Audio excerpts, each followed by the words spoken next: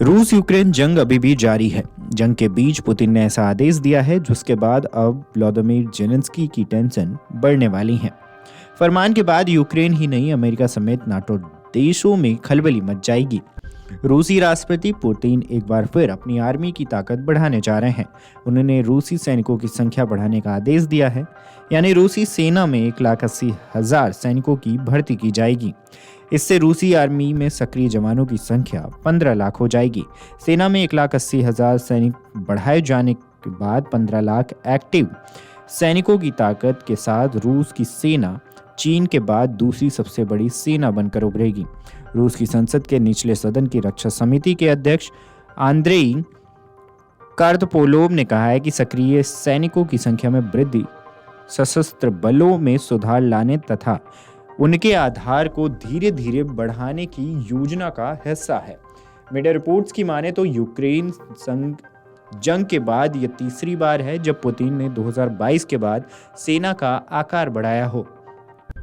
ऐसे में नए आदेश ने टेंशन और बढ़ा दी है, यानी जंग अभी भी आगे जा सकती है।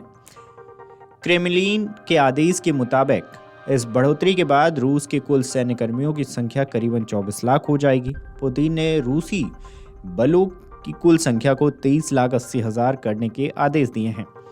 इसमें 15 लाख सक्रिय सैनिक होंगे। रूसी सेना में शामिल होने वाले ये नए जवान स्टाफ दिसंबर से ड्यूटी पर फर्ज निभाने को तैयार हो जाएंगे। एक्टिव सैनिकों के मामले में रूस से आगे अब केवल चीन ही है। अमेरिका तक को रूस ने पीछे छोड़ दिया है। चीन के पास करीबन 20 लाख एक्टिव सैन्यकर्मी हैं, तो वहीं भारत के पास करीबन 14 लाख एक्टिव सैन्य जवान हैं। यहाँ बताना ये ज़रूरी इसलिए भी है क्योंकि फरवरी 2022 में यूक्रेन पर हमले के बाद से पुतिन तीसरी बार अपनी सेना का विस्तार कर रहे हैं। पुतिन का ये नया आदेश जेलेंस्की के लिए बड़ी टेंशन से कम नहीं होगा। रूस को अमेरिका समेत नाटो देश अलग अलग और अलग थलग करने और पुतिन को तोड़ने में लगे हैं, मगर पुतिन झुकने की जगह अपनी ताकत ही बढ़ा रहे हैं। जेलेंस्की भले ही यूक्रेन जंग में युद्ध विराम चाहते हों, मगर पुतिन के इरादे से लग नहीं रहा है कि जंग इतनी जल्दी खत्म हो जाएगा। हालांकि पुतिन अपनी शर्तों पर सीजफायर चाहते हैं। आर्मी की संख्या को बढ़ाने के पीछे मकसद ये भी हो सकता है कि वह युद्ध को अभी और लंबा खींचना चाहते हैं।